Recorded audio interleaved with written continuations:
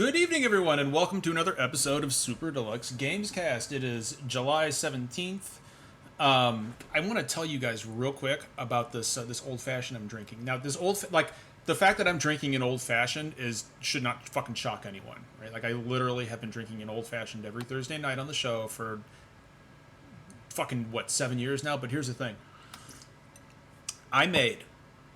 Because I don't have a job right now, so I have had time to sit at home and learn how to do things.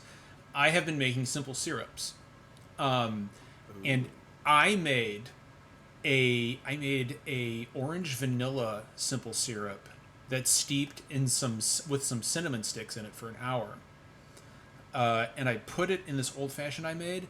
And Britt, the next time I make you a cocktail, you are in for a fucking treat, my friend.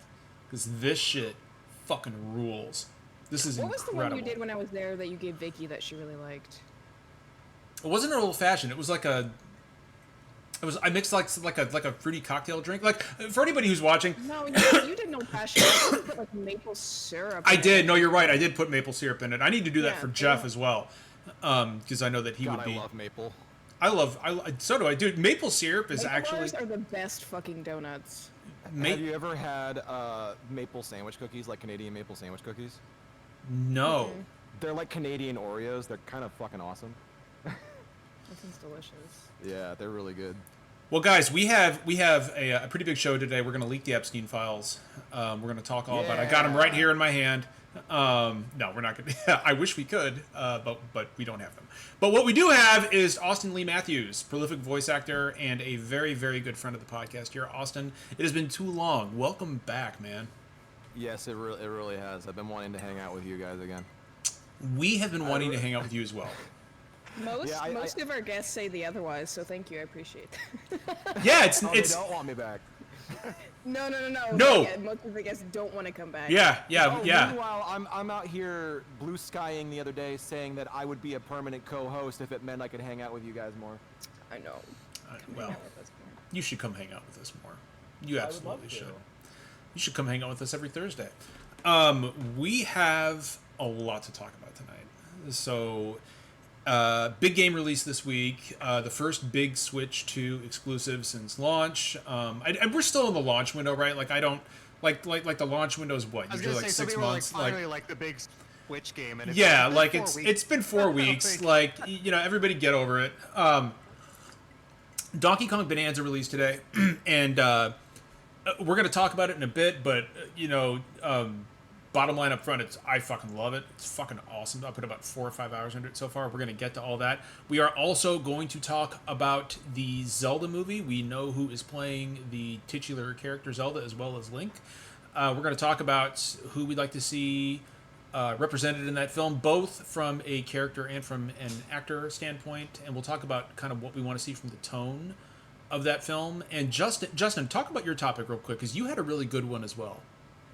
Oh, yeah, so, this is something I've been kind of wanting to go on a rant on for a while, and we'll get to it later, but, just today seems like a good opportunity, given the announcement of the American Dad crossover with Call of Duty.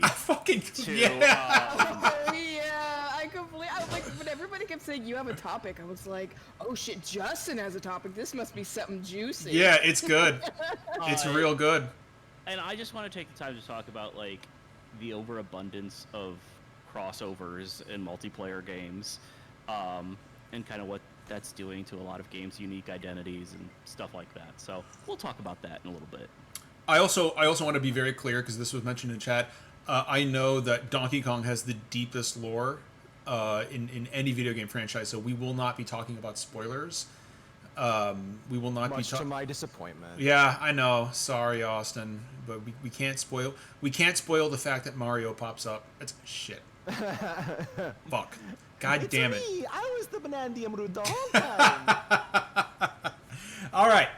Let's go ahead and start off with what we've been playing. Justin, since you have not played Donkey Kong Bonanza, why don't you go first? Yeah, so I've been playing the new Destiny 2 expansion, which is pretty cool. There is one? Yeah. I did not fucking know this. Yeah, it came out Tuesday. It's kind of been a more low-key thing, I think, kind of intentionally. This is they made some really big structural changes to the game. They reworked loot, they reworked gear, they reworked stats. It kind of communicates a lot more of like, hey, you're gonna get this if you do this, and if you hit like, if there's scoring, it's like if you hit the score level, then you'll be able to do this. Like, it just communicates a lot more, and there's a lot more like pick up and play stuff. But yeah, it's also the start of like a new model that they're doing. The expansions are not going to be as big as they were before, but now there's going to be 2 a year. So what is this? Okay, so as somebody who used to play Destiny 2 like religiously, and a couple years ago just fucking completely dropped it because I was just done. What is the state of this fucking game right now, Justin? Like, what is the future of Destiny 2? Like, I know that they're not working on Destiny 3. I'm getting to that because okay. what this is about. Okay, cool. Okay. Yeah, so this campaign, I actually didn't even think this one was going to have a campaign. I thought there was just going to be like a few story missions, and they would kind of spread those out over the 6 months before the next drop like this. But it does. It actually still has its own campaign.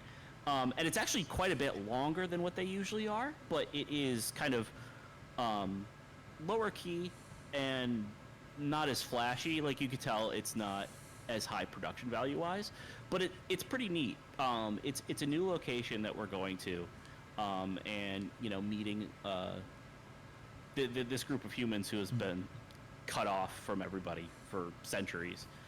But they injected a lot of Metroid into it. You literally get an ability that's essentially the morph ball. You get the morph ball. Yeah, it's called Matter Spark, but it's the morph ball. And so like as you go through like you'll unlock more abilities and upgrades for some of them that are based in like some of the technology that are on this planet. And yeah, it's cool. It's different, but I'm enjoying it so far. It's not blowing me away or anything, but it's not bad, and it's clearly like setting it up to be like, okay, this is what we're going to do with these type of expansions. Like, it's clearly an experimental thing, but it's cool, and some of the lore stuff has been surprisingly good. I'm actually enjoying the story a lot more than I thought I would. They kind of have a clean slate because the big story stuff wrapped up last year. So they're clearly laying the groundwork for starting a new arc. And it's been some cool stuff. They actually put a lot of Control influence stuff in there, which is really cool. So Destiny plus Metroid and Control is a winning combination for me. So yeah, it's pretty solid. Like it's. There's room to grow, and some of the loot and gear stuff I can't really give like an opinion on because I haven't really gotten to sink my teeth into it too far, and I'm so used to how things were. Did they ever bring back the Zalo Supercell, Justin? No. Yeah. There's a couple things that are very very similar to it, but that specific weapon is not returned. One thing that they did add that's actually really cool is they added solo ops now. So there's actually basically like a quick action playlist, and the missions are like 5 minutes long. You can do them solo, which is like something that has really been missing from Destiny, is like a quick action mode. So that's cool. And there's like a new front end that is just kind of like more typical menus. So if you're not familiar with Destiny, it'll be a lot easier to navigate. Is the Traveler still hanging out at the tower? Is he still in the background, like just kind of chilling, floating? Yeah. Okay. Yeah. But it's cool. It's clearly like a base that they're going to be building on. They're clearly trying to get feedback, and they also had to make like the big structural changes and stuff to the game. But it's been neat. The raids this weekend, which is going to be a big deal. It's been a while since there's been a raid. So I'm looking forward to that. I haven't finished the campaign yet. I'm about halfway done with it. But it's a lot more substantial than I was expecting. And I'm excited to see where they go with it, because I'm very intrigued by a lot of the little narrative things that they're pulling, and I think the structure and flow of it is interesting.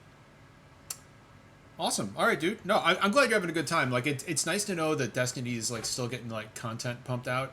I know that there have been like numerous questions over the years about like the state of the game and the future of the game. So it's nice to see that, you know, like and also like Bungie has been as a workforce vastly reduced, unfortunately. So it's good to see that they are able to kind of keep up with the Destiny 2 flow, which I'm sure is more difficult. Bungie's still like 800 people. Yeah, there's Like, there's still small studio at all. Well, I mean, it's not a small studio, but they did lose a lot of people. And actually, I was really worried about this expansion because some of the people that I liked from various design teams and narrative teams were laid off. Some of the people that I had really come to like as people, as well as their contributions to the game. But so far, I do really like what is there. You know, I've always had a lot of respect for Bungie's developers, and I'm glad they're still able to, you know, put a lot of effort in and do some cool stuff for the game. So it'll be interesting to see where things go from here.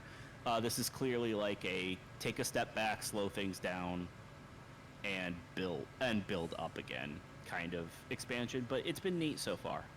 Awesome, dude. I'm glad you're having a good time. Britt, did you spill your drink? Bro, you weren't supposed to say that out loud. That Oh, was, sorry. that was between me and the chat. All right? Well, But yes, I went to take a drink and it just fucking had a mind of its own. well, you know, Britt. Speaking of drinking and having a mind of your own, why don't you talk about what you've been playing?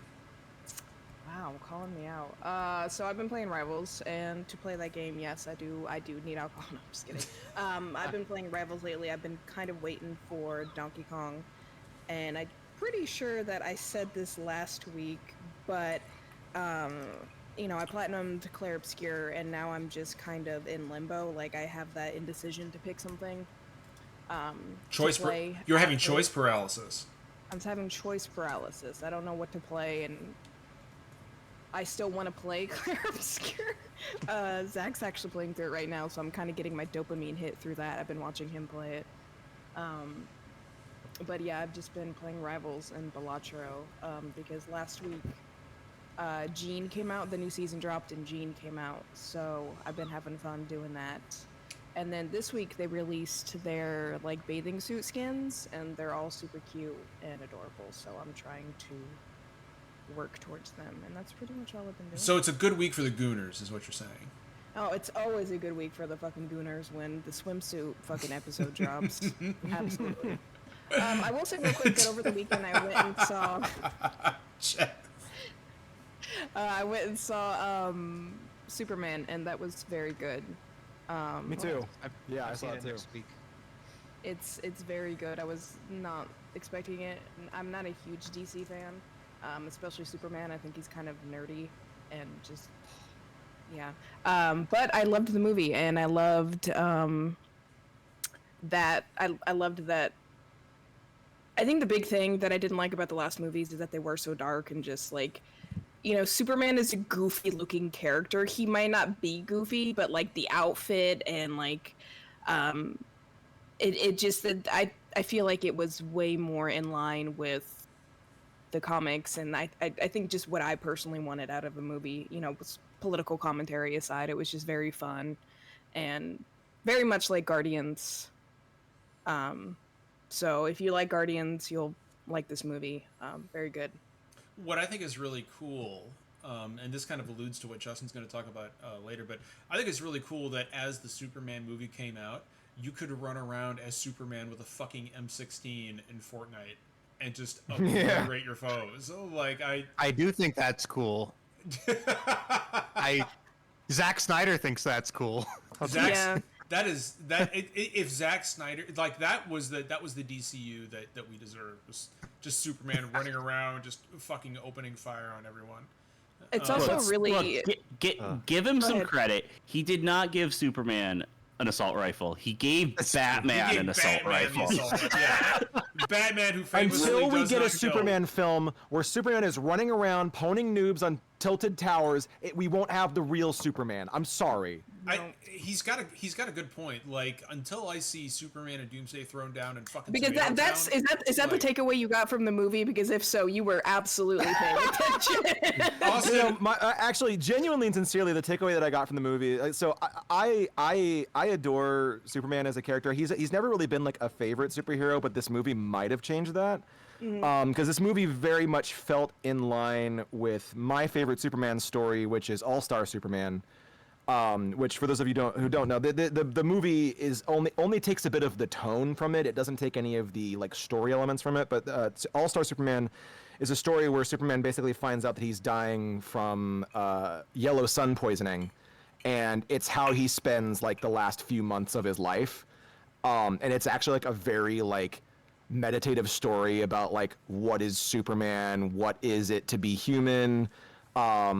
And he like Lex Luthor ends up getting Superman's powers, and in the middle of their fight, Lex Luthor starts like hearing everybody's like conversations around the world and hearing like the Earth spinning on its axis, and basically having the moment of like, oh my God, everything's connected. I've been wrong this whole time.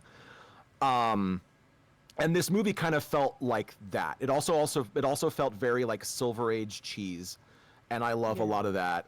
But the big thing is that this movie made me like relate to Superman in a way that I've never related to him before, which I have the opposite of trust issues. I'm too trusting. Oh, me too. And there's a moment, like the several moments where Lois like calls him out for like you're too trusting, and then like goes to like the Justice Gang and is just like, does he tell everybody his secret identity? And I'm just like, man, call me out, why don't you, movie? Jesus Christ. you know, It what's was funny? really. It was, Oh, go ahead. No, please. I was just gonna say it's really I had no interest in this movie whatsoever. Like I said, I wasn't a superhero fan, and then I saw that conservatives were big mad about it, and I said I'm gonna give them my money. That's a cause I'm willing to fight for. And also, like, the reviews were good for it, so I was like, sure, Yeah. let's go see it. And then I came out of it, and I felt really good, in a way that consuming media hasn't made me feel good in a long time. And it was crazy to see how many people related to the overall message of the movie, and the tones and the stories that they were telling in it. And it's just, it was really nice to see everybody just kind of like happy and have hope again. Yeah. But it's also really sad that this fictional world is doing better than our current society right now, and it just makes me want it. It makes me want it for us so bad. Well, hopefully it but inspires people to stand up and take that for themselves. Right. So it Yeah. was a really good movie. Sorry, I didn't mean to distract us. I just haven't played it. No, you're good. I wanted to. I think that's an important topic to talk about, is Superman, and how good of a story was, and how it. If you are feeling down about the world right now and the state of the United States, I would absolutely recommend you go see that movie, because it's just going to make you feel better. And then chase it with K-pop Demon Hunters. I was about to watch it when I got home. I haven't seen it yet. It very quickly, like, first viewing, I was like, okay, this is immediately a top 10 film for me. Second viewing, I'm like, okay, it's definitely top 6. Yeah. Yeah. Yeah, beautiful movie. See, I was just gonna say that you would think that, considering what I did for a living for 21 years, I would have trust issues, but I also trust people way too easily. Yeah. So that is a failing of mine as well. Austin, Yes. what are you playing this week? Let's see, what have I been playing lately? I recently replayed Half-Life 2 again for like the millionth time. First time playing it all the way through without getting car sick. Oh, wow. Yeah. Congratulations, because you're in a car for a while. Nice. I Yeah. think the That last game. time you were on, you were replaying it too. Yeah. Always a good idea. I used to play it like when I like was in college, probably when I shouldn't have been playing it in class. But I played it in spite of the fact that playing it made me nauseous. And I'm just like, man, I'd love to play this game like again, because I used to play it all the time, and I'm like, I can't stand how it makes me feel. And then I'm like, I really want to play Half-Life 2 again. I wonder if there's like people online who have figured out like how to solve that. And it was literally just like, oh, it's because your FPS is too low. Not your FPS, your FOV is too low. And I'm like, there's no way that it's just because the default FOV is 70. There's no way it's just that. I turned the FOV all the way up, and I did not get sick the entire time. Oh, wow. And I'm just like, wow, okay. And then I'm currently in the middle of playing through Wind Waker again. You know, Austin, it's funny you mentioned playing a game and finally not getting nauseous. And it's also funny you mentioned a Zelda game, because one of my biggest problems with the original Switch 1 and Echoes of Wisdom was the fact that the constant frame, like the issues with the frame pacing in that game literally made me want to fucking like it made me want to pass out. Like I literally could, and I love Zelda, and I was so pissed that I couldn't play it. But I finally was able to play through it on Switch 2. It took me about 45 hours, and I loved every fucking second of it. Good. So yeah, it's weird how these things can like, you know, like 1 minute we're like, you know, oh my god, I'm gonna fucking vomit in my mouth, but like you fix something small, and then suddenly it like improves the whole experience. It's great now. Like, It's just the only reason I wanted to bring that up is because I had a very similar experience about 2 weeks ago. So that's awesome. Yeah, and then the other game I've been playing through again recently is a really dumb game that everyone's going to be like, what the fuck? I've been playing through a game from my childhood called Tiger Woods PGA Tour 2005. Yeah, that is really random. You were in good company, because I'm pretty sure if CJ was here, he would be like, hell yeah. Yeah, I used to play that game with my dad, and we would do this thing. There was a brand, there was a kind of Mother's brand cookie called Taffy, which is a dulce de leche Oreo, basically. It was like if a alfajore was an Oreo, and my dad would be like, all right, he'd put down just a whole box of these cookies, give us each a mug of milk, and just be like, let's play some golf. And we just play golf and eat milk and cookies. And it was the best time ever. And I was like, you know what? I'm feeling like I want, because they don't make those cookies anymore. And I'm like, I wonder if playing this game will give me that sense memory. And as soon as the intro started, I was immediately just like, oh my god, I taste the cookies. Oh, yeah, no, that's nice. Yeah. That like see that's but like, you know, I've talked about this before, Austin, but that is the that's like the power of video games, right? Like, you know, this is before you met us, but a couple of years ago, my mom sent Britt and Jeff and Justin, you guys probably remember this. My mom sent me a text message saying, "Hey, I found your old Super Nintendo up in the attic with some of your games." And the last time I had seen this thing, like my original Super Nintendo, was 1998. And I was like, holy shit. So I literally drove 8 hours down to my mom's house, and I went and I got it. And I got my original copy of Final Fantasy VI was in there. And I was like, you gotta be fucking kidding me. And so I hooked it up, and I was like, I wonder if my original save game was on here. Like the last time I saved this game in 1990, like in 1998 was the last time I had played it on my, because I play it every year. I was like, and I popped it in, and it took a minute. It made a weird noise, but it turned on, and my original save from 1998 was still there. And I battery wasn't dead. No, and I burst into fucking tears, Austin. Whoa! Like, yeah, that's always wild when you find a game that the save battery hasn't died yet that's that old. Yeah.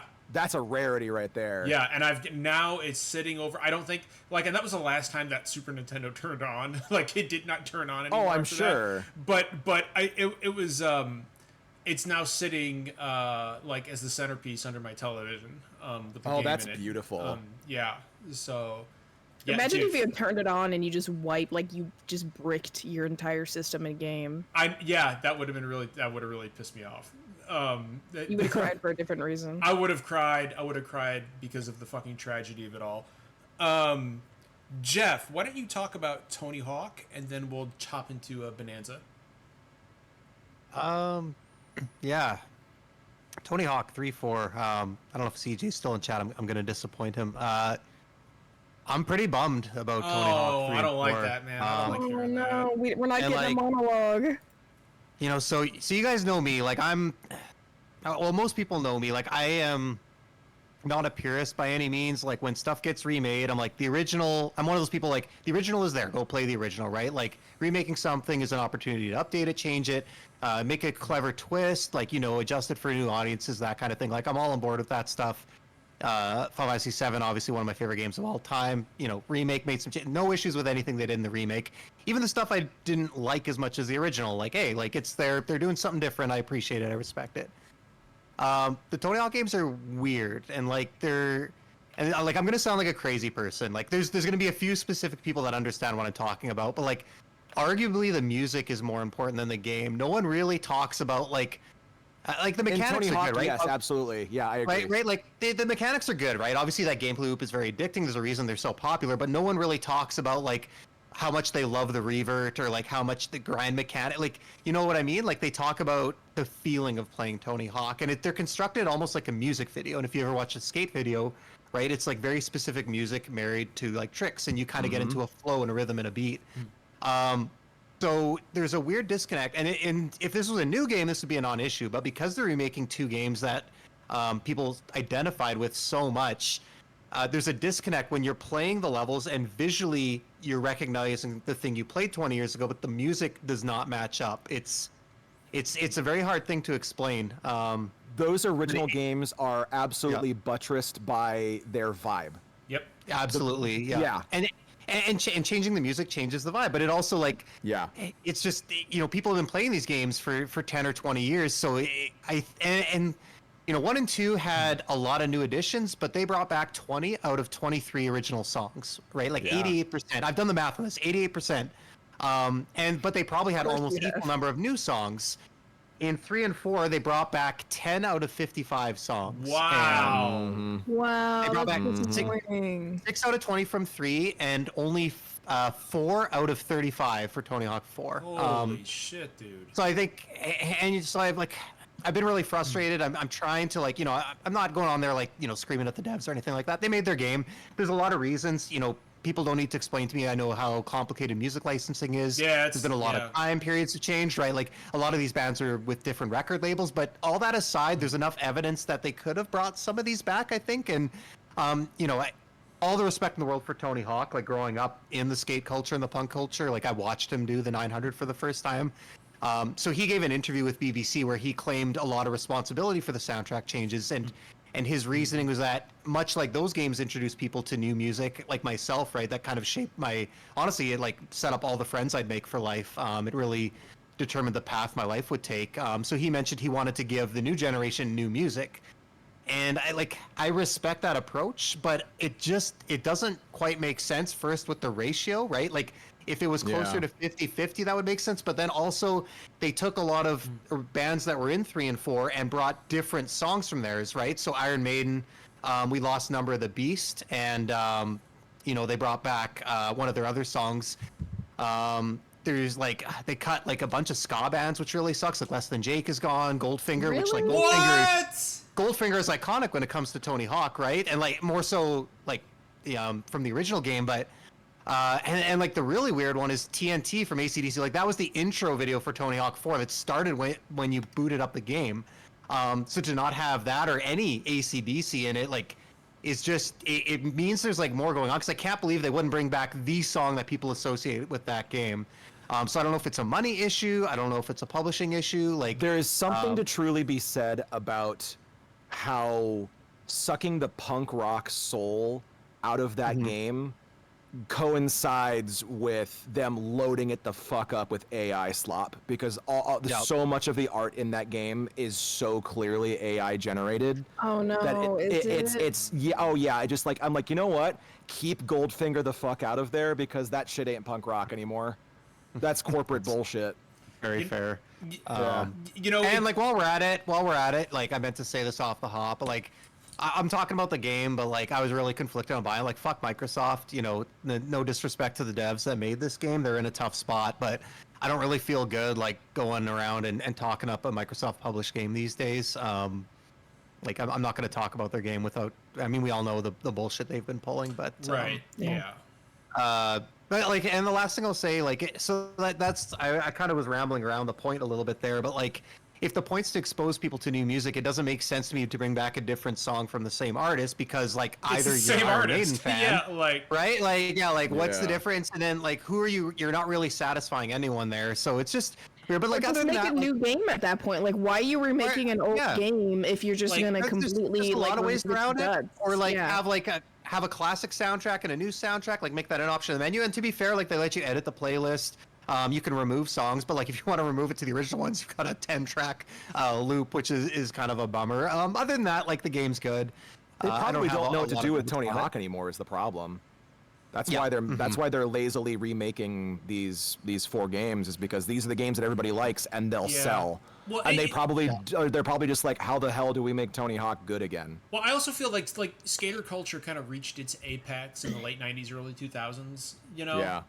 And like these games, like I love Tony Hawk 2 is one of my favorite games of all time. And if you have not played Tony Hawk 2 on Game Boy Advance, that game will change your fucking life.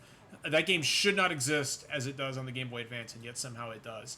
It shouldn't be as good as it is. It's fucking it's sorcery. But Yeah. But I feel like Tony Hawk, because I played a shitload, especially Tony Hawk 2 on PlayStation, in my teenage years, and I'm also like I'm also like a huge punk fan, right? And to tell me, we're gonna expose you to this new generation to new music, we're gonna switch one Rancid song for another song. It's like, okay, but like it's both Rancid, it's both the same band. I feel like Tony Hawk is a product of its era. And I almost kind of wish it would, I would honestly just rather go back and play the original Tony Hawk games. Like after listening to what Jeff has talked about. It'd be great to have those accessible. They'll never do it now that they remade Yeah. them, right? Like we've seen a lot of times where even the original games get delisted once the remakes are out, and I mean they're so old now. Like I'm not going to say it's easy to port them, but yeah, it's too bad that those are kind of lost to time. So I mean, yeah, it is what it is. I just I don't have really any other. I'll never yeah. forget the first time I pulled off a Christ Air, and I was like, that's the sickest fucking shit I've ever seen. Yeah. Tony Hawk was one of those games that I watched because my brother was a skateboarder. He grew up in that era. And Was he a skater boy? Did he say "see you later, boy"? Or no, he wasn't Avril Lavigne. He was. I mean, I'm talking like he built custom boards. He made his own ramps. Couldn't go to certain grocery stores because they banned him for grinding on their parking lot little that's awesome. what are those called? So when that game came out, I just have fond memories of how much he loved it and how much I loved the soundtrack because he played it so much. So that's just, it's disappointing. It's Yeah. cater to one thing, right? Cater to the nostalgia or cater to a new generation.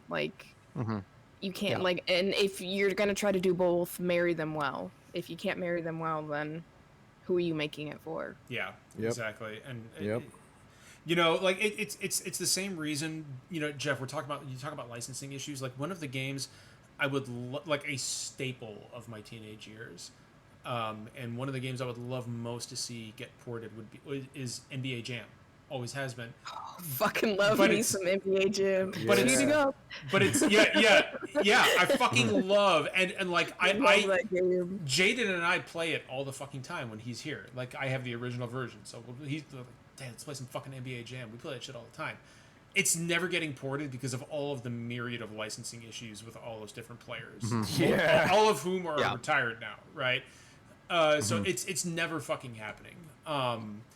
And I now listening to Jeff talk about what they've done with Tony Hawk 3 and 4, I don't want it to happen. I don't want a remake simply because it would be it's hard to explain, but I also have no problem with remakes, right? I love Final Fantasy VII, the original one. Played it a million fucking times. I love the remakes.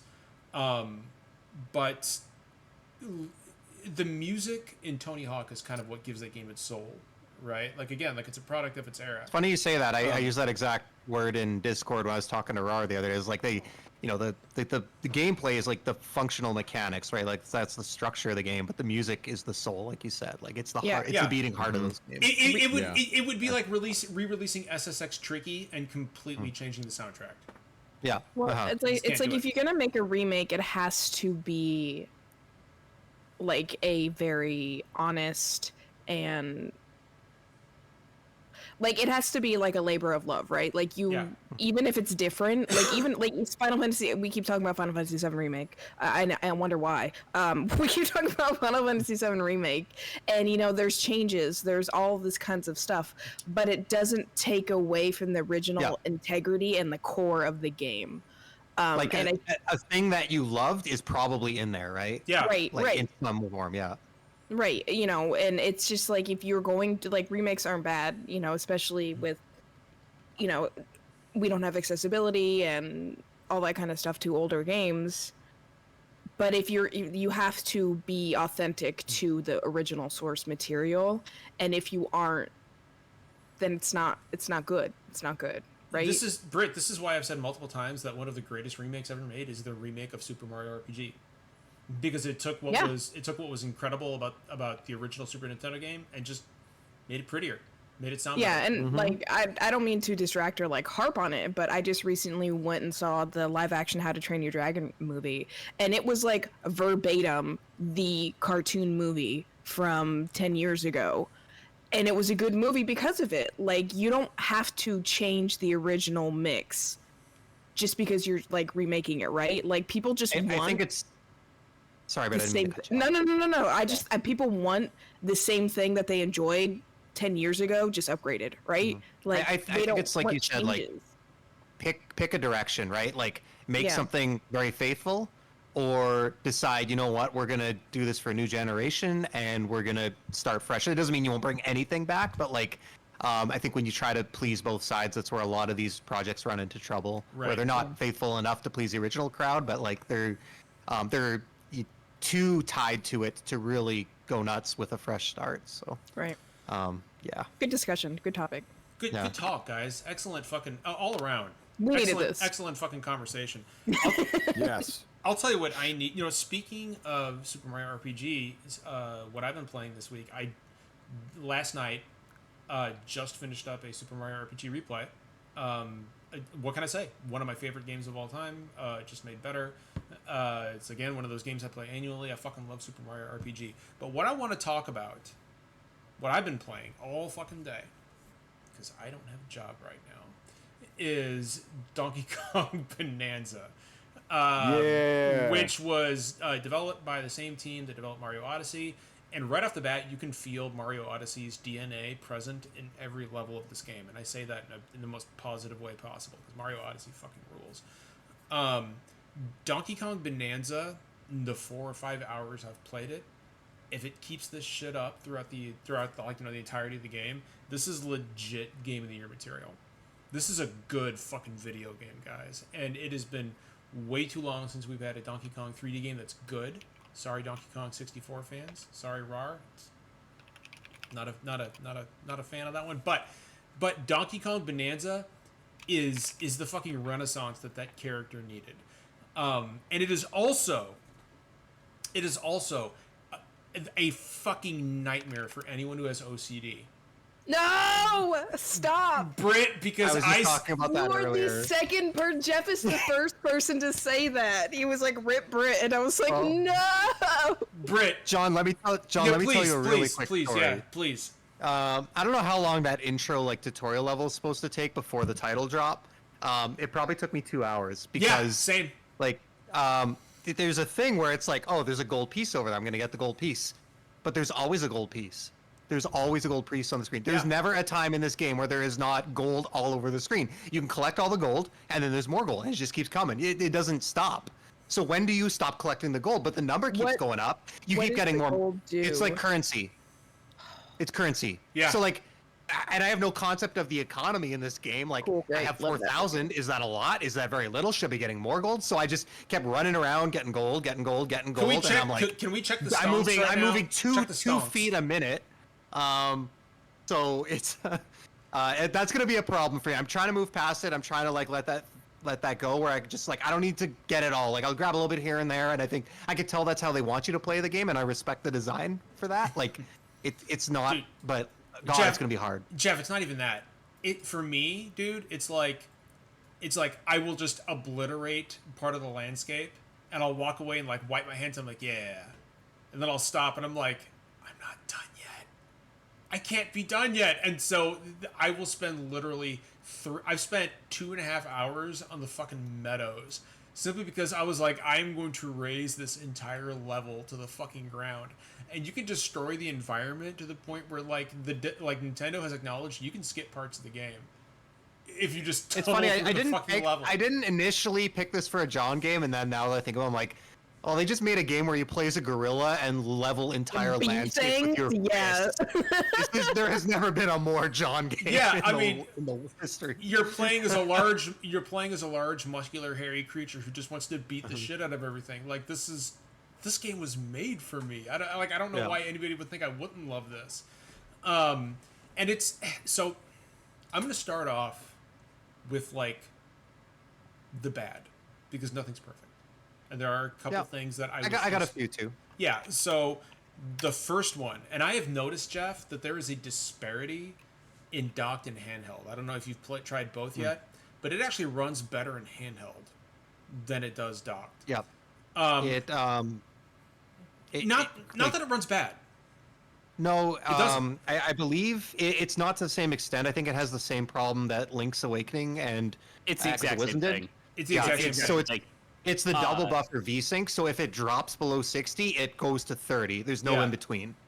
It doesn't happen incredibly often. It doesn't happen very It's mostly in boss fights, according to Digital Foundry, which is like good and bad. You'd like it to be smooth for them, but at least it's not common during. And I haven't noticed it that much during my. There's like camera cuts usually when you get a banana or something like that, and like a little cutscene plays, it'll dip. But like it's not nearly like it was for the Zelda games on Switch One, but it's still kind of a bummer. The only time I didn't notice it in my first boss fight. Where I did notice it was the map for the first area. The map is pretty rough. Yeah. I opened the map. I was like, "Oh Jesus Christ!" I was like, "This is oh my God." That was. I was a little concerned. I was like, "Oh no, please no."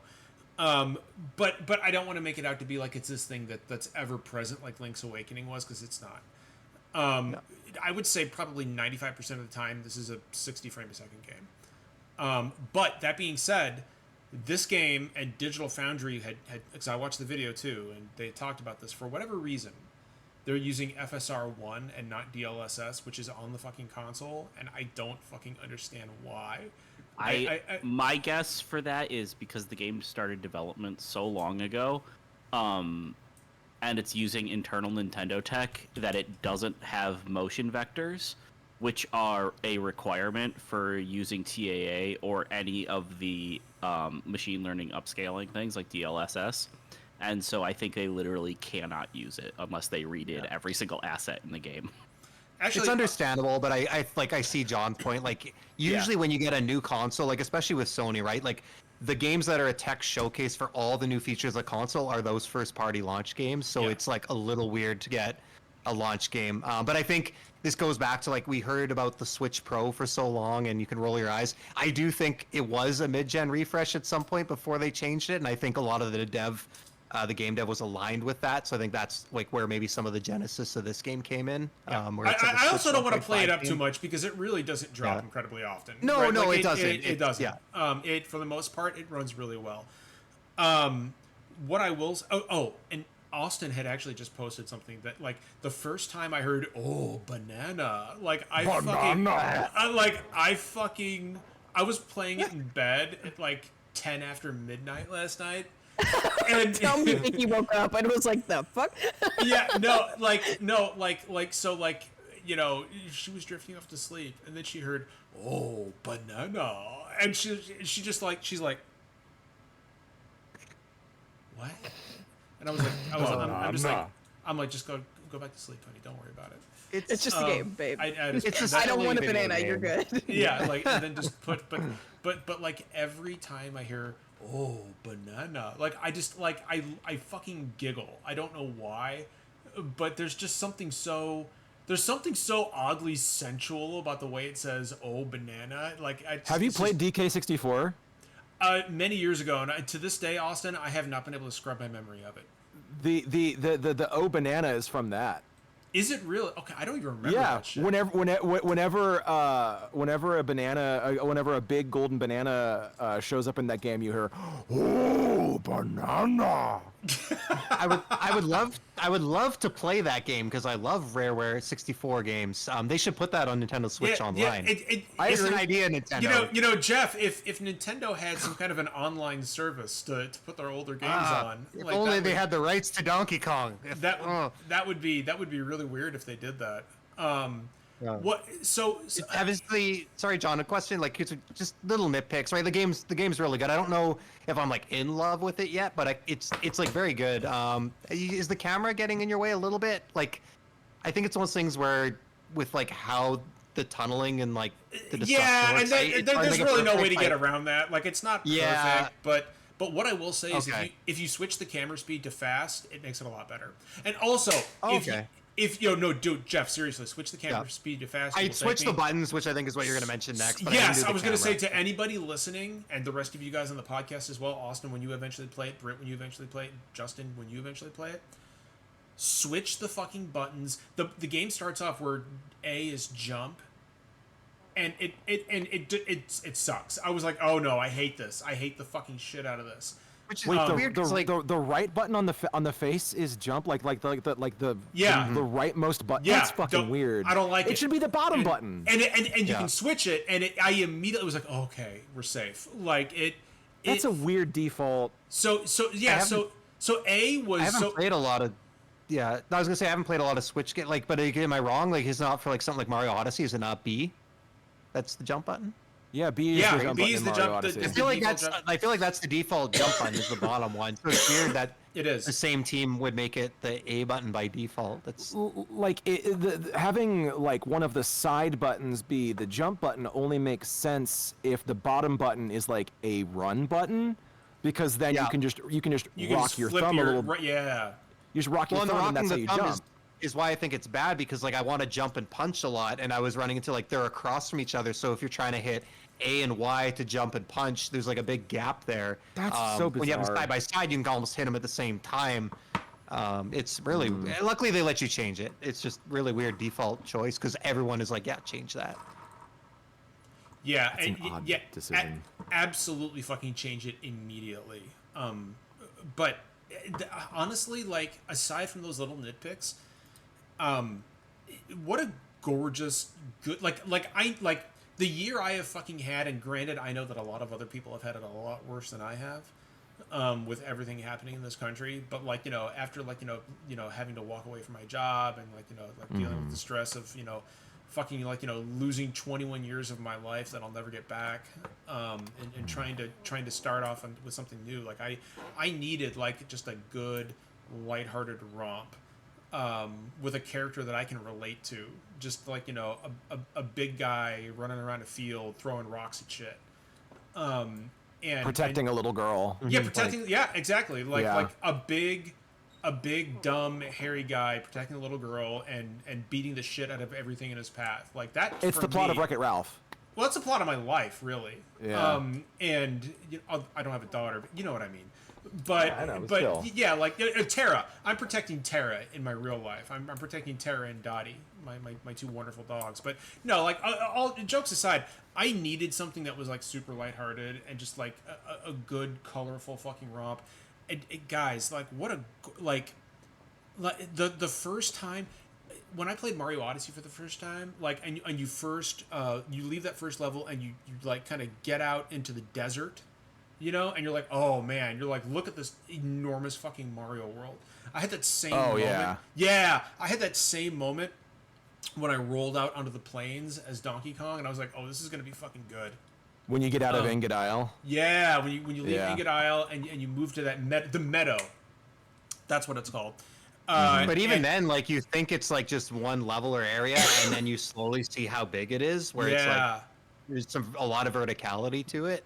Yep. And I assumed if I fell down, I would die, but you can just go down there. Yeah, the Like, game is just completely vertical. Yeah. Yeah. and you can climb As almost any Donkey Kong surface. should be, I guess, right? You know, Like, I haven't- it's so fitting that this game is like vertical but downward, because the original Donkey Kong was vertical but upward. Yeah. Yep. Yeah, no, That's- you're that's- absolutely right. Point. Yeah, Huh. yeah. I no, think that's it's also like, you know, I'm gonna get roasted for saying this, but people have heard me say, well, like I'm not big on 2D platformers, especially the 2D Mario games. I'm all about I know, whatever. I like the 3D stuff. I just like the exploration and the freedom that Yeah. extra dimension gives you, and Yeah. I think like the destruction here, it like at first seems gimmicky, but it really changes.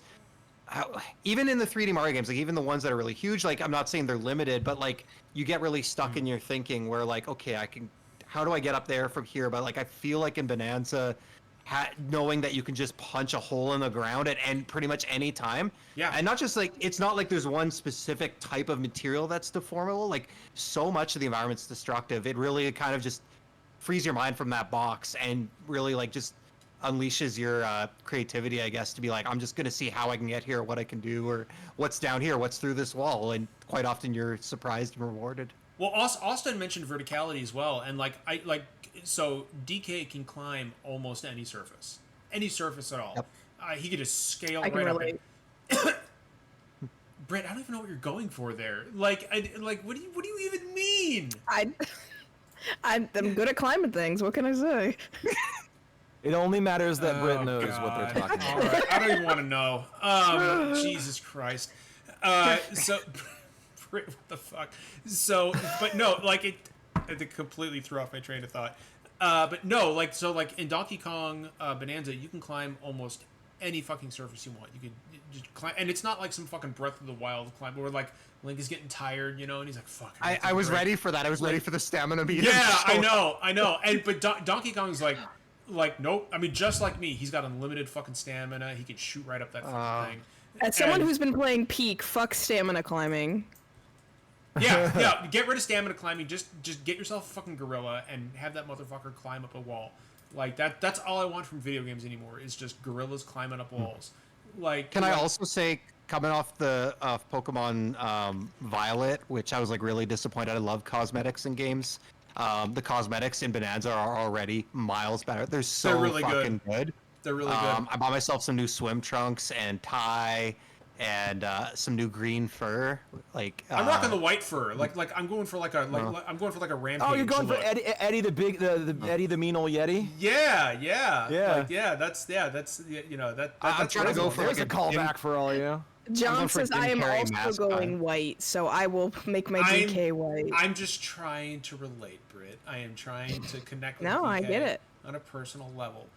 But also, like, I don't know if you've seen that terrible fucking movie Congo, but they have like killer apes in that movie that are pure white. And the minute I changed Kong's fur to like pure white, I just heard Tim Curry's voice in my head. The myth of the killer ape is true.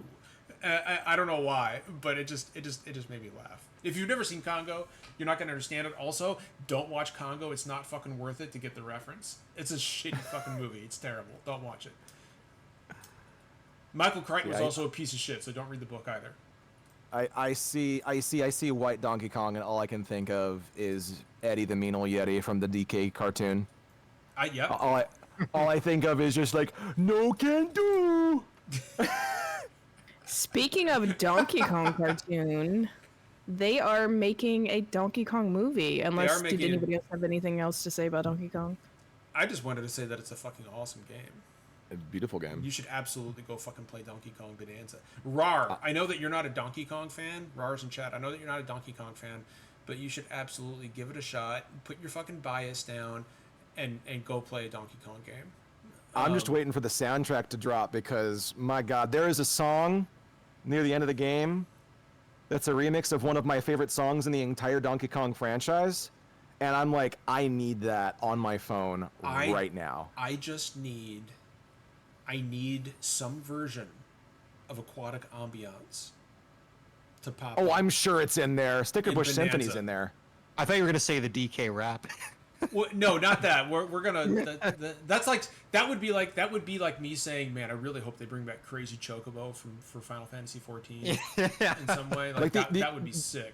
But The only thing on the soundtrack that would make me love it more is if they also had a remix of Mining Melancholy from DKC2.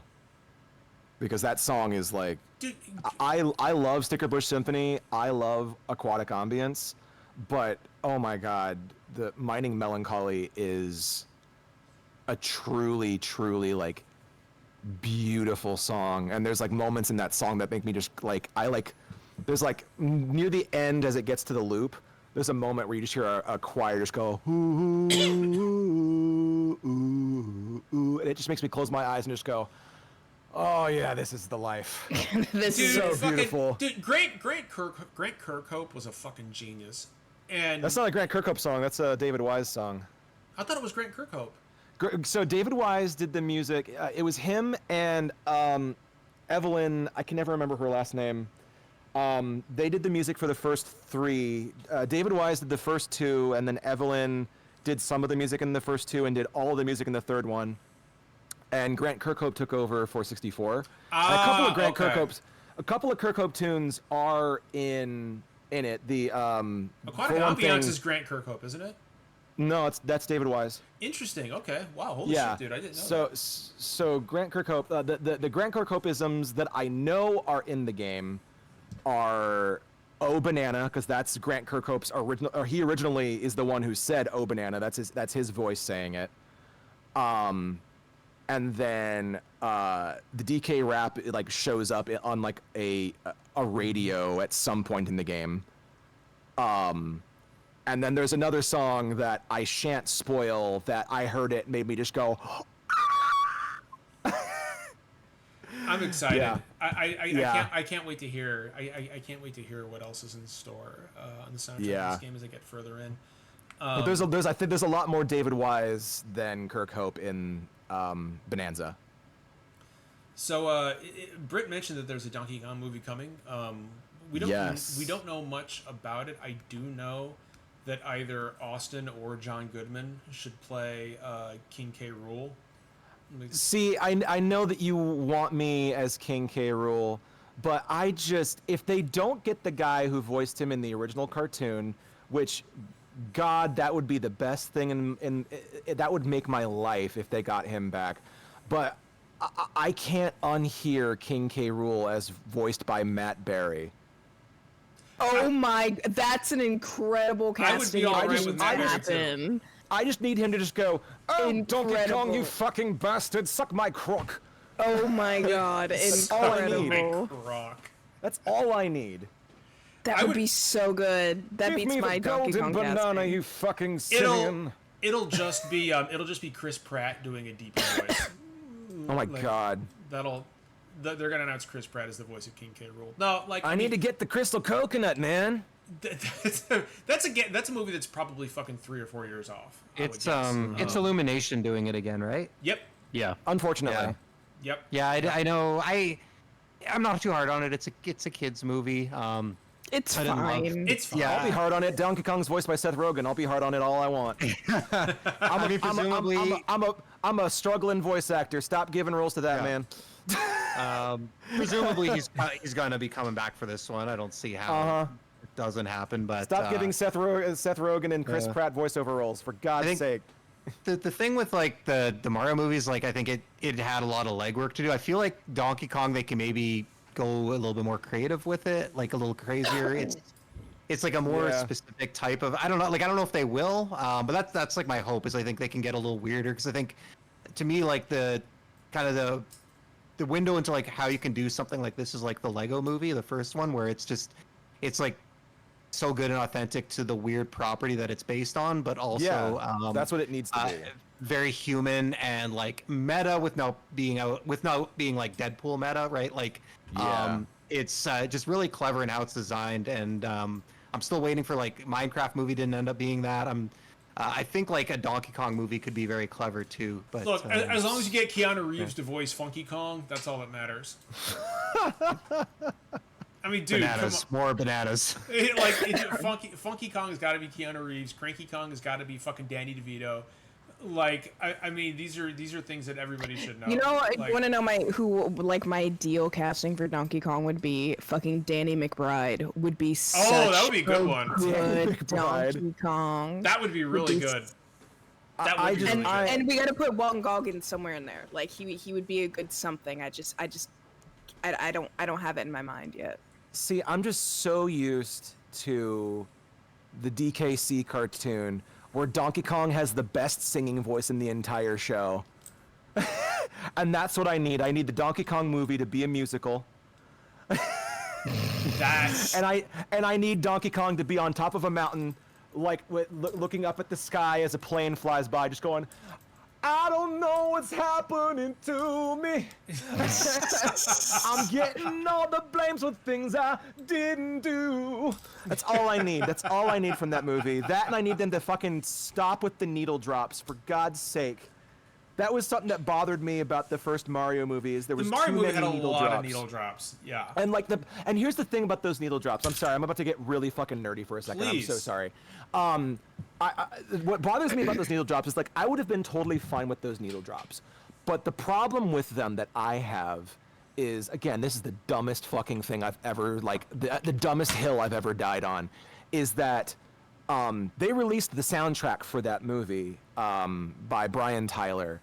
And Brian Tyler so very clearly was like, I want to include music from the games. I really want to. And he tried. And there are scenes that are needle drops that have music on the soundtrack that was supposed to be video game music. Like, there's a whole song on that soundtrack called Driving Me Bananas that is not in the movie, but that scene, that song shows up. It was supposed to show up in the scene where the one ape is driving Mario, Peach, and Toad to, like, the Kong, like, temple. And the song that plays there is Take On Me. But the song that was originally supposed to be on there in the soundtrack was literally just the dun dun dun dun dun dun dun dun dun from, like, the original Donkey Kong. And there's the moment that makes me just go, God damn it, why wasn't this in the movie? Is there's a bit where they jump off of a ramp and then fall, and then a glider soars and takes them up to the temple. In the movie, it's still Take On Me. And the music just fades out, and then the music comes back when they come up. But in Brian Tyler's cut of it, you hear, like, this swelling of the music, and they jump off the cliff and they fall. And then you hear as the glider comes up, you hear ba-na-na-na-na-na-na, ba-na-na-na-na-na-na, which is, like, the original Donkey Kong country theme. And I'm just like, Yeah. Why was that not in the movie? Stop with the needle drops illumination. Ugh, damn it. I really hate that they don't utilize, like, one, original voice actors, and two, like, again, we were just talking about, you know, Tony Hawk and paying tribute to the source material. Yeah. Mario making movies of video games is kind of the same way, right? Like, you have to honor really the source material and what made Exactly. people fall in love with those games in the first place. And Yeah. music soundtracks a huge part of it, a huge reason why people love and fall in love with certain games, and, you know, it becomes their favorite. And video game music is wildly important to me. So whenever a video game movie comes out Oh, same. and just does not utilize any music from the games, or they use, like, you know, like, a main theme or two, like the Sonic movies, like the first movie, the very end of it, for like 5 seconds you hear ba-dum ba-dum ba-dum bum, and it's just like, okay. And then in the third movie we get like 30 seconds of Live and Learn, and it's like, okay, but give me, like, I want other stuff. I want, like, give Yeah. me Throw It All Away, give me Flying in the Freedom, give me Amy's theme, like, give Trust me all me. that. But yeah. Trust me, Austin. We are going to get into stuff like this when we talk about the Zelda movie, because I've got some opinions on what I want to hear in the soundtrack. Before we do that, I want to cover Justin's topic real quick, because I think Justin had something really, really good to talk about. Yeah, so this is probably going to be more than of a rant than a discussion, just because, No, like, please. I'm far from the first person. We love but, Justin like, rants. So yeah, today they announced a American Dad crossover for Call of Duty Black Ops 6. Like, why? Like, Yeah, and all of the skins you can buy are cell shaded. They don't even match the art style of the game. It was the same thing with the Beavis and Butthead crossover, wasn't Yeah. it? Oh yeah. Oh, I was getting to that. So Okay. This is the latest in a line of ridiculous crossovers that game has had. They've had Beavis and Butthead. So fucking They had stupid. Teenage Mutant Ninja Turtles. Just like they don't even tonally make sense. They're not even targeting like the same target audience or demographic, and artistically they don't fit with the game. Nope. But they're just like throwing them in and charging like you could get Seth Rogen. Seth Rogen was available for $30. What? James. Yeah, Seth Rogen was in, and he had a whole weed themed event. Did he around just him. did his skin just run around going? Yeah. Oh, you can't whip out the answer's best just Seth yes. Rogen impression I've ever heard in my life and just walk away, John. You can't just do that to me. His laugh sounds like a freaking lawnmower. It does sound like a lawnmower. It sounds like a But it's broken just- lawnmower. But it's just like so I was many. gonna say broken, maybe. Yeah. I don't. It just like is.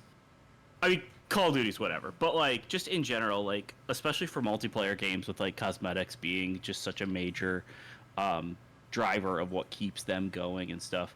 Like crossovers have just become like such a focus that like every game feels like it's losing its own identity. Like, Right, And like there's Fortnite, a way. Fortnite's whole thing is doing it because it doesn't really have a core identity of its doesn't. own. Yeah. No. I was gonna Yeah, and say it's like- Fortnite is the only one I think can get away with it, just because they've never had a main story. It's always just been like they kind of And it's started like- integrating one, but it hasn't like anything. And it's an original property too, right? Like it's like you said, it doesn't really have a sole identity where it's something different. Like, and there's a way to do them. Like, I'm not going to say Tom Clancy would approve of like how Ubisoft has handled his properties, What? but I like, think he'd love the Pickle Rick skins. but like honestly, you guys are gonna laugh at me for this, but like How could you Ghost say that Recon- with a straight face, Justin? the new Sorry, Ghost Recon games like Wildlands and Breakpoint. I mean, whatever you think of those games, like the crossovers kind of work. There was one in Wildlands where you had to hunt the predator. See, But, okay, like- that's kind of fun. But it It's was- like a goofy, it was fun set- thing. Like It was set in a Southern American jungle. Like it fit within like the world that the game had created. And the mission was horrible from like a design perspective. It was infuriating, but it was also very difficult and it was scary. It worked, and I think the Terminator was in one of the games too. Like, but like those ones, like kind of, it just wasn't as jarring as like because at least it fit with the art direction of the game, the realistic depiction of beings in there. Where just this stuff is, I agree. Like, and I think you can be clever with the promotions. Like, there's a lot of like the Final Fantasy crossover stuff is kind of goofy, but like there's 14 and 15 and 15 and 14, and they got kind of clever. Like the 14 crossover in Final Fantasy 15, it was actually like an MMO quest marker above someone's head, and stuff like that. Like you can have fun with it when games don't take themselves too seriously, but Justin's right. Like it's like when everything is just a bunch of cartoon characters, cel shaded, like shooting each other. Like what are we even doing? There are games where like you can do a crossover and thematically it fits, and I think a really good example of that would be the Mortal Kombat games, right? Like when you do like absolutely. you have Predator and like Jason. I almost said Justin. Fighting Predator games and are really Jason. good, like Yeah, Soul Calibur games where you had like Spawn and like. But the thing with that too, the thing with that too is like, especially for fighting games, like they're not getting like new characters made for them anymore. They're not getting they're just people are just waiting for their favorite character from a previous game to get added back in when another one comes out, or for a crossover character. Oh man, Reptile's not here. I can't play until And so it's Reptile like- downloads. So like I know I'm not a fighting game player myself, and honestly the allure of like crossover stuff in a fighting game, it is kind of its own appeal. But like there are a lot of fighting game fans that are really bummed out because it's just like, oh yeah, we know that like once a year there's going to be a crossover character that takes up a slot for when there's a bunch of recurring characters from the series that aren't even in yet, and it takes a long time to build a fighting game character. The, Well, 'cause the you gotta only balance fighting it. game recently that's actually given us like new characters is Guilty Gear. I have never Yeah, played a and, single Guilty Gear. They're good. They're quite good. And coming up, Destiny is actually having a big crossover with Star Wars, which like thematically and artistically works. It works. But Didn't it's Destiny have a- literally the next expansion, the one that's coming out in December, is literally a Star Wars themed expansion. Interesting. Wait, Which is so like a bummer to me. Like Star Destroyers are gonna show up over the fucking tower and like I don't know. They thankfully have clarified that whatever happens in it is going to be canon to Destiny. It's just going to be like heavily influenced by Star Wars, but it's literally like one of our expansions for the year somehow is Palpatine is in Destiny. like one of our expansions for the year He's in is Fortnite. literally going to be a Star Wars thing. And like I love Destiny, I love Star Wars, and obviously they fit together well, but like I like Destiny being Destiny and Star Wars being Star Wars, you know. And so like even though I mean I'm probably going to enjoy it, I'm probably going to enjoy the expansion, but like I don't know, it still just bums me out. It reminded me of like in Final Fantasy 14, they had the near raids, which like that expansion was 2 years of that game's life, and like Yeah. it was cool, but it was so exciting after that. So like after 2 years to finally get new raids that weren't a crossover. Yeah. Well, the one thing for me, I do think game crossovers make more sense than like other like with movie like franchises or TV franchises. Like it's just something that's not related to games at all. Because it kind of feels more like developers are like, "Hey, we like your game. can we do something cool?" It very much just screams like capitalism, right? Like it's not.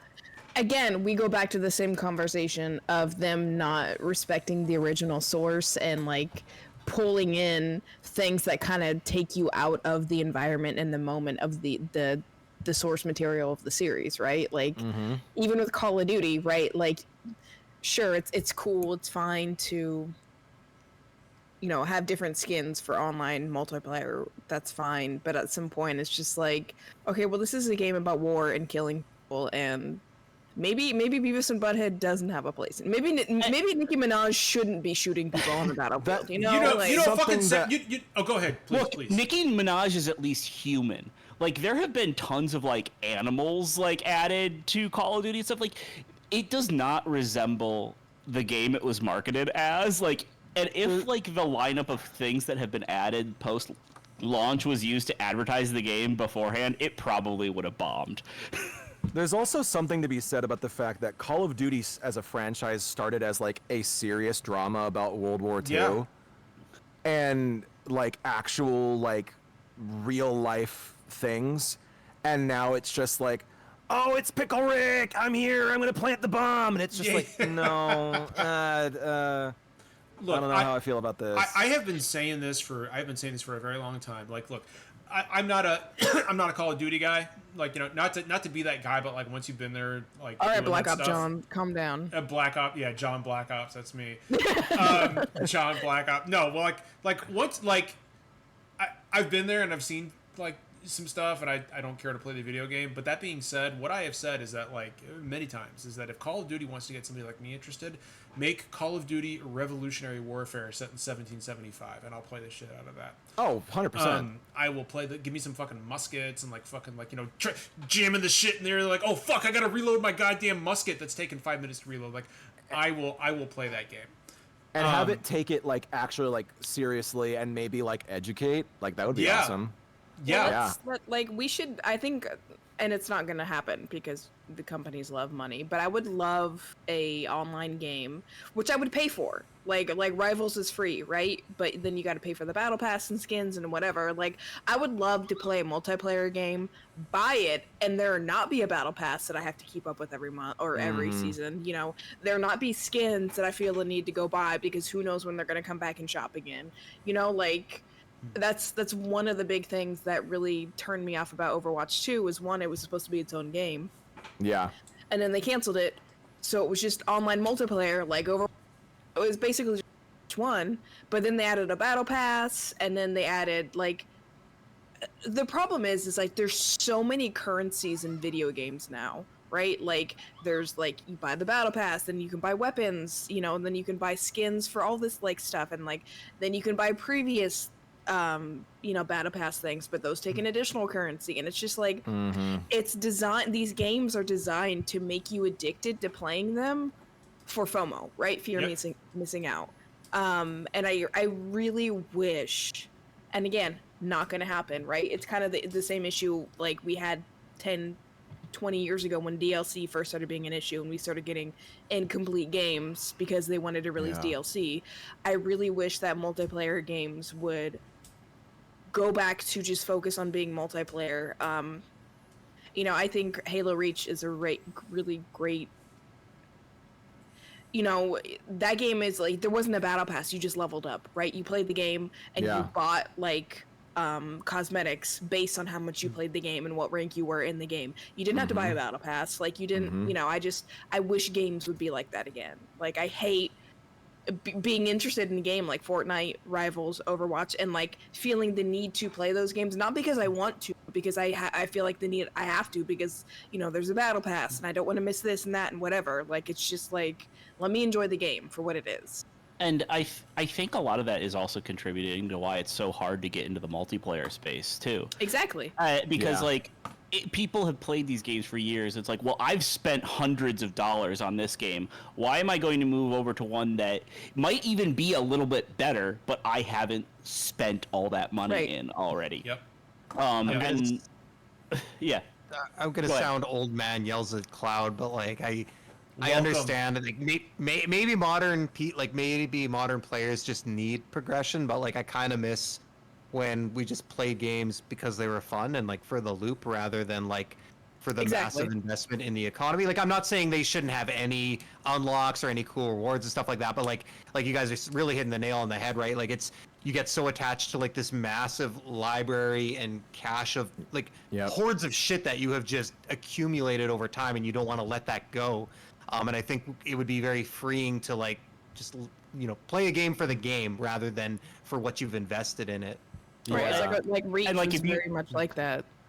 If you've seen like impressions from especially like younger players that may not have remembered or been as in depth in games like as we were like in high school and college and stuff, like they really hate games that don't have progression and like don't have cosmetic customization and stuff. Like it's something that's become so ingrained in the experience for them that when it's taken out, it feels like something is missing.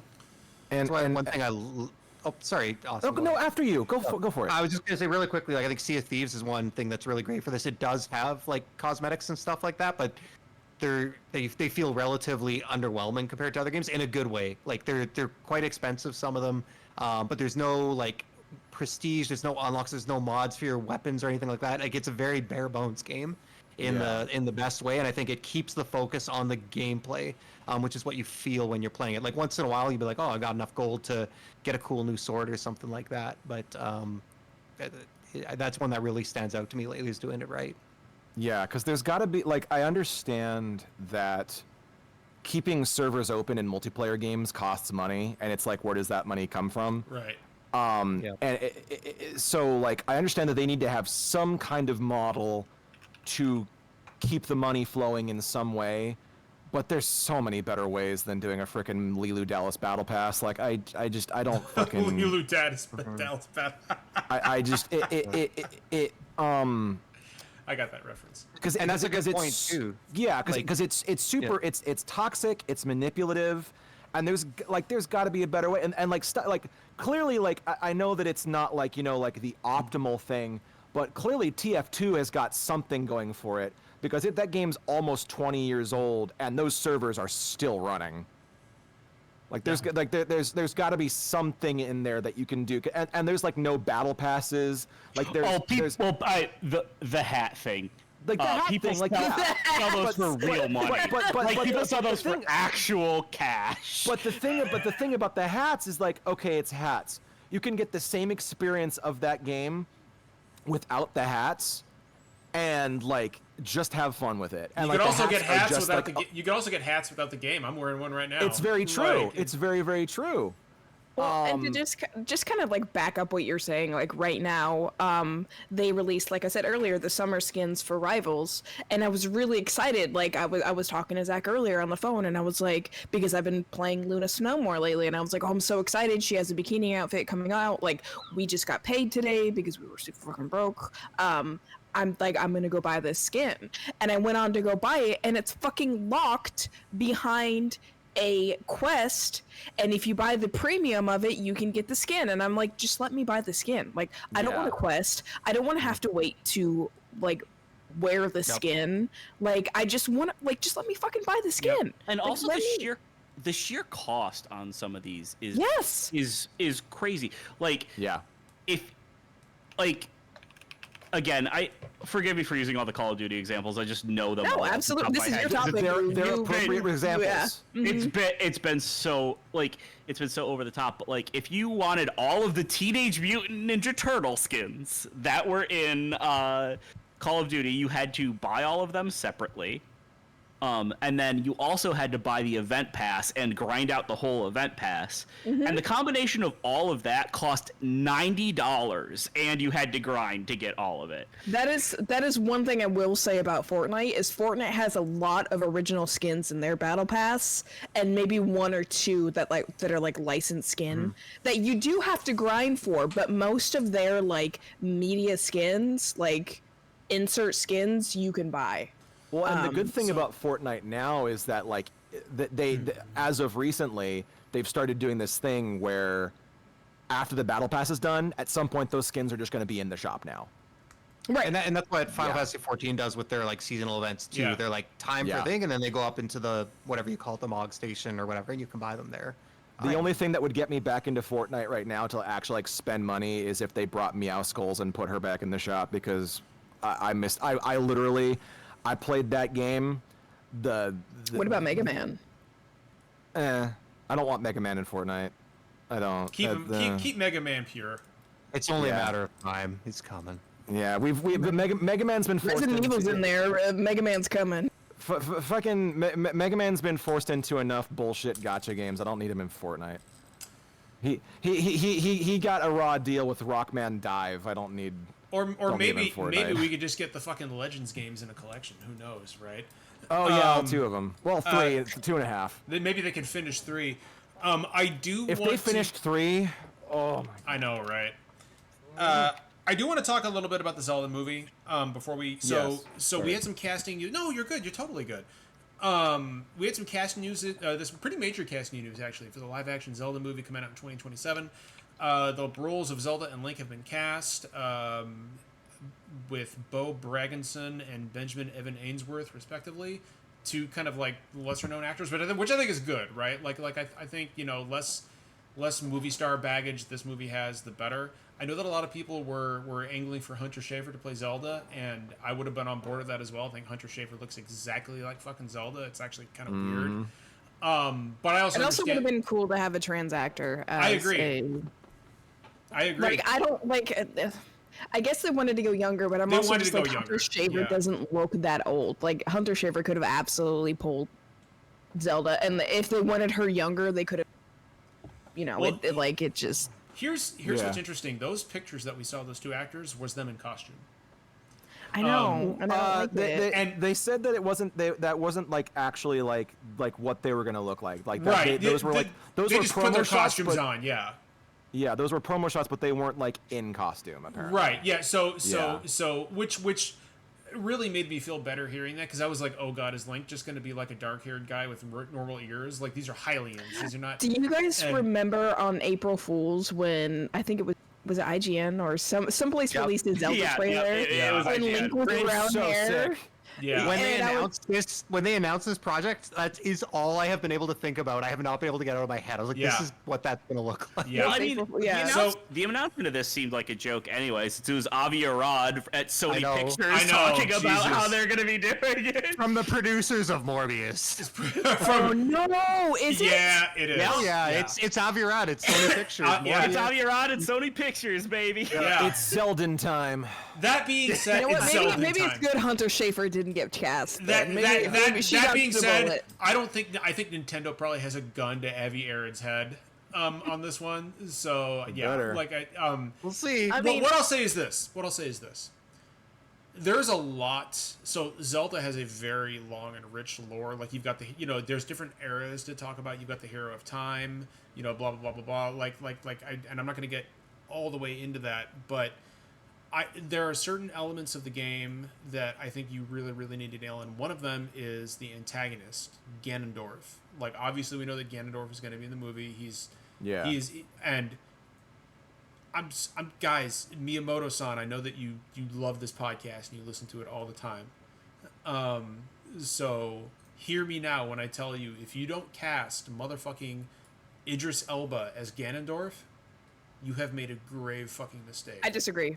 I think I don't it should think- be I a don't Middle think so. Eastern person for Gotta sure. be You Idris. first, Brit, Absolutely. because I have somebody in mind, but you first, Brit. I was just gonna say it's got to be somebody of like Middle Eastern descent or something like that, because Ganondorf, he's desert folk. He comes But he's got from but he's got green skin. yeah, but he's a Gerudo. Well, the Gerudo are all inspired by like Middle Eastern culture. No, that's Yeah. true. That's true. Like, look at all the costumes in Breath of the Wild, right? Yeah, Like, that's true. That's true. It would be cool if we could get like a Bollywood actor, but like, I'm trying to think of like any other. Who was like, the guy who played Jafar in the live-action Aladdin remake? Oh, that would be a good poll. Let me see. Who was that? I'm looking He it was up. in that terrible fucking Black Adam movie too. I think. What was his? Don't you dare besmirch Black Adam. I on this mean, podcast. look, Jeff. As much as I wanted the power hierarchy in the DCU to change, like, I'll never get tired of that quote. Nassim Pedrad. I think he would be a good Ganondorf. That being said, like, look, this movie, like I agree, like thinking about it, yeah, you should probably cast somebody, yeah, because I thought about like the Gerudo living in the desert, whatever. You should probably cast somebody of Middle Eastern descent. That being said, we all saw how Prince of Persia turned out. This is Hollywood; they're probably not going to fucking do that. I would love them to, but they cast a bunch of white dudes as a bunch of Persian actors. But or a that bunch was of Persian also characters, like 20 years ago. yeah, 25 years ago. was it? It I wasn't do that think- long ago, but. Yes, it I do was. think like films have gotten better about that. I think it's reasonable to hope for or expect Yeah. that when you look at like a lot of the big budget stuff. Like even obviously Disney hasn't been perfect with their representation and stuff lately. Like a lot of the cuts they've made and forced. But I will say like most of their casting and their remakes and stuff like that have been appropriate for what they should be. So If for whatever reason they decide to go a different route with the Gerudo, Oh, thank you. Marwan Kanzari, sorry. the actor who I like, he's not Middle Eastern, but the actor who I think would be fucking awesome for Ganondorf is Winston Duke. M'Baku. M'Baku. great actor. Yeah. Oh, that 'Cause was he could- the best he could character in bring- Black Panther. Let's go. He could bring like that regality to it, but like he also has like there's so much power behind that performance. Yeah. And like, what is Ganondorf? Well, you also right. Well, he's the Triforce of Power. Well, he carries the Triforce, but he also like he has to have a powerful presence, right? Like And Ganondorf. that's Winston Duke. Yeah. Winston Well, and Duke see, is that's why I was is thinking Idris Elba because he's Yeah. a big, big fucking guy. Winston Duke is another Oh. inspired choice. Yeah. But what I want them to do with the Zelda movie is, like, I really don't want them to downplay the high fantasy of it, and I am afraid that they're gonna try to make this shit like Game of Thrones. Like I don't need it to be I don't need it to be super goofy I and don't think they silly. do that. But I also The director's made it clear he definitely wants to make a fantasy movie. I mean, he directed the most recent Planet of the Apes. Oh, that was So, a good like, movie. That was a good movie. Yeah, he's not afraid of doing kind of more out there stuff. So I don't think you need to worry about that. I'm still worried about the quality. Yeah. But again, I don't think you need to worry about it Do shying you away guys from do you being a guys fantasy think we're movie. gonna do you guys think we're gonna get Pig Ganon? I hope we do. I hope we do too. Like I want blue Pig Ganon. As much as I hate pigs, I love me some Pig Ganon. Pig. I love pigs. I love to eat. I love them I for have dinner. trauma around pigs. Oh, I'm sorry. It's all right. It's a weird phobia. But no, like I would love to see Pig Ganon. I would love to see characters like Impa and the King of Hyrule, which we'll get. Like we'll get Impa and the King of Hyrule. Oh yeah. I think it's really like a good topic to bring up. Also, like the music, we talked about the Mario music and the needle dropping. Like, I hope it's just like authentic fantasy music. I want to hear straight from the Zelda's theme. game. Zelda's theme. Dun, na, na, na, na, Like na. Ocarina Yeah. of Time is such a like a musically beautiful game, and like it like impacted me as a child growing up. That Oh like yeah. I cannot imagine a Zelda movie where the score isn't like present with The title your drop to universe. Smash Mouth. Let's go. Right. Somebody. Now, something that I think, like, I know that there's no way that they would like do an adaptation of Twilight Princess first, but if we ever got an adaptation of Twilight Princess, Such a good God, movie. I want the guy who played Polka Dot Man to play Zant. Oh, fucking That would be so good. That's a his- good casting. something Yeah. something Dalmastian. I can't remember. I can never remember his David name. David Dalmastian. Yeah. Yeah, You know like, what? like that would as Zant, like picture him like being a goofball. That would be amazing. Right, and dude, you get fucking Charlie Day as Tingle. Let's fucking go, dude. Yeah! Like, I'm all fucking about it. If we get Tingle, I'm gonna shit my fucking pants. We're not gonna get Tingle. But dude, get Keanu Reeves as Beetle. Fuck yeah, let's fucking go. I just want to Like- hear Keanu Reeves just go. Oh, like what if? Okay, so that's the other thing. We've never actually heard Link speak, right? Like we've heard. We have. I mean, well, like not in the games, right? Like we the CDI Phillips games don't count. The CDI Phillips games do not count. I was thinking. Excuse me, Excuse princess. me, princess. That's what I was thinking. I could eat 1,000 Octoroks. Like that doesn't Gee. count. Sure is boring around Right here. here. I wonder what Ganon's up to. Like, Odela, we're off. have you guys ever played? So Austin knows what I'm talking about. Have you guys ever played the CDI Zelda games? Yes, I actually have. Justin, There- silent just Yes. yes. If you've ever wanted to play those games but good, play Arzette the Jewel of Faramore.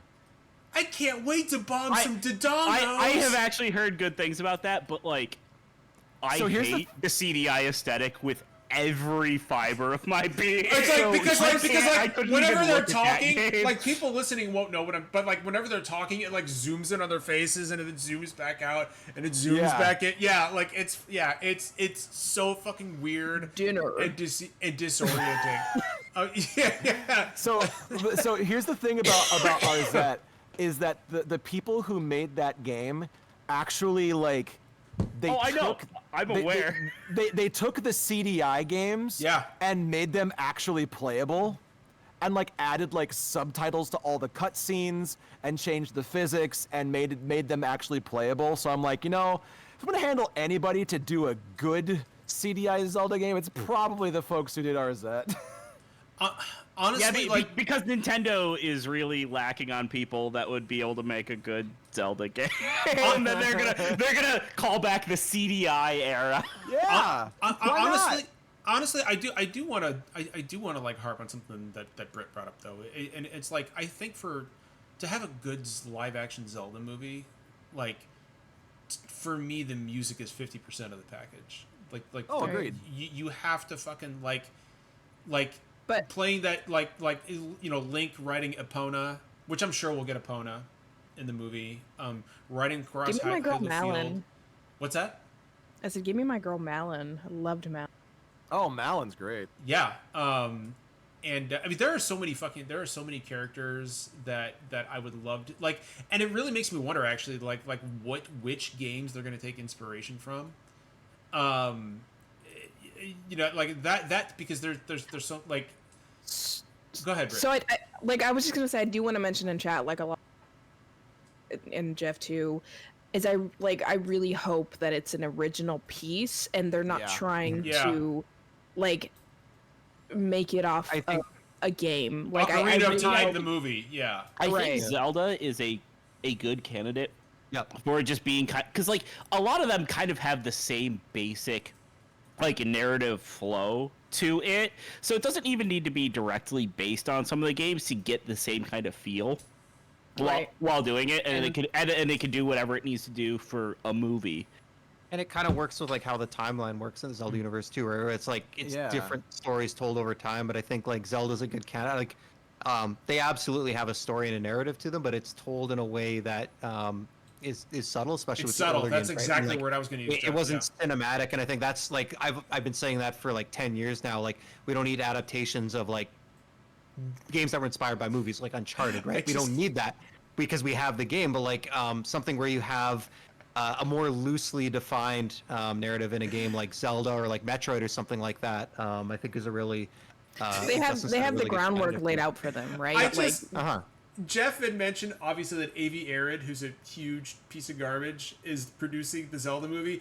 Given what he did to like Morbius and Spider-Man and Venom, now I have this image of him playing the original Legend of Zelda. Be like, all right, so in this movie we need 30 minutes of Link running around burning bushes so he can find a fucking set of stairs to walk down running to this into dungeon. people's houses, Yeah, destroying just, random pots. just like I just fucking. like so we I need a just lot want- of pot throwing, right? Like I just want the movie. I want the movie to end, and you see Navi flying away, and it's beautiful, and then you just hear Link just go, "I won't forget you, buddy."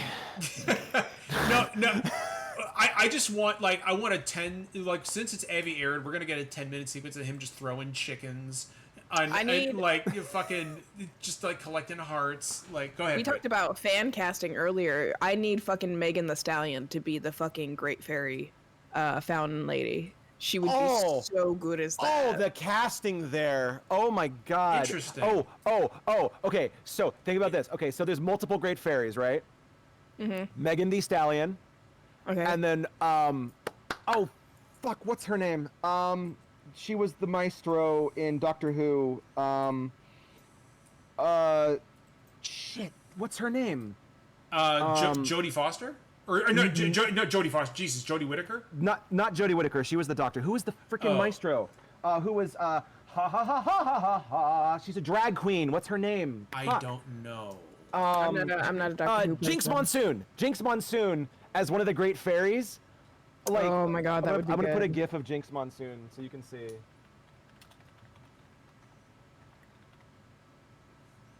Imagine her as a great fairy. Oh, that's a good casting. Oh, too. okay, Yeah. yeah, I can see that. I Yeah. can see that. I can see that.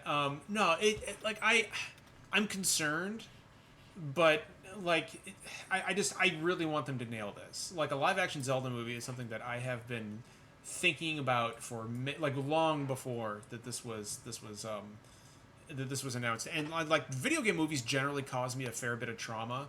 Like in my house, we don't talk about Final Fantasy: The Spirits Within. You will be fucking evicted immediately if you bring that shit up to me. Speaking of, you The know good what my thing is like favorite movies are?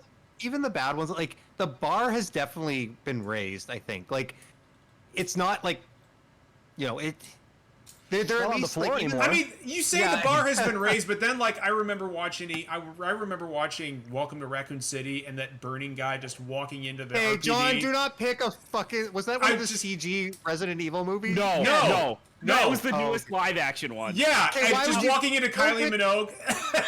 However, Pick the Resident however, Evil movies, but I mean, like however- overall, like a lot of video game movies now are like at least watchable. They're at least like they're a film. Like they're not like a piece of shit. I don't know, I there- don't there think is I'm a- into the But shit a stamp. lot of modern video game movies are a good C average film. Which John is better than mentioned. F. John mentioned Resident Evil. I actually am excited for the next Resident Evil movie though, because There's another Resident Evil There's movie. another one. Yeah. They haven't started it yet, but Zach Kreger is directing it, director of Barbarian and Weapons coming out this summer. Barbarian is an incredible fucking movie. Like he is a fantastic director. He has a background in comedy, but he's done some amazing horror stuff. Like he's such a great like choice for Resident Evil because he can make stuff scary but also silly at the same time. Like he is somebody that I think could actually do the tone of Resident Evil justice. So I actually am excited for the next Resident Evil movie. Well, speaking of Resident Evil, we are way past our bedtime here. I don't know where I was going with that. But you know, Speaking of dead, we are dead and we need to log. I need to. What? No. Speaking of dead, I need to like. I'll be dead inside if I don't play Donkey Kong soon. So we'll go ahead. Austin, it was so nice to see you again. Well, Thank you here so much are. for being You're not- on. you're- I don't see you, but it was so nice to be with you again. Likewise, I love getting to do this. You should come on again next week, Austin. Okay. I agree. Okay, yeah, you should come on again next week. Maybe the Okay. week after that. Who knows? Maybe the week after that, and who knows? Who knows? But guys, if you don't know Austin, again, Austin Lee Matthews, incredibly talented actor who has been in tons of things that you love.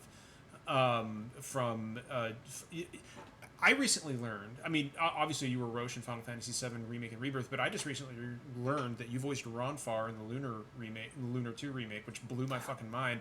Oh yeah, I'm doing a signing for that next month. Wait, no, September. I did not even realize that was you. Now I have to go back and replay Lunar 2, just because I know you were in there. Now I want to play Halo Infinite because that was. You gotta find my Marine. Halo Infinite was a fun one because they booked me for like 3 sessions, and the third session they booked me for 4 hours, and we were done in like 2. And the guys at 343 were like, "Hey, do you want to just like, sit in the booth and we can just come up with lines to just throw at you?" And I'm like, wait, are we doing I would have been your daddy lines? And then they're just like, yeah, and I'm just like, let's fucking go. All right, no, but Austin, join us again next week. We would love to have you back. Okay. To everyone else, thank you for tuning in. We greatly appreciate it. Wait, Austin, where can people find you? Oh, Where right, can yeah, people sorry. find you? I'm fucking tired. Okay. Wait, what's going on? Where can people find you? Oh, AustinLeeMatthews.com, MegatonGirl.com. I'm Amtrax on Blue Sky. I'm going to be at MagWest August 8th to the 10th. And then I'm moving 5 days after that. You're not going to Dragon Con by any chance, are you? No, I wasn't invited. Okay. I'm pulling security Yeah. for some people there, so. But awesome. All right, guys. Well, take care of each other, especially in these dark times we live in. There's a lot of bad shit going on, but I genuinely think we'll get through it, just as long as we hold on to each other. So keep that in mind. Take care of each other, and we will see you right here at the same time next week. Take care, everyone. Bye, everybody. Bye.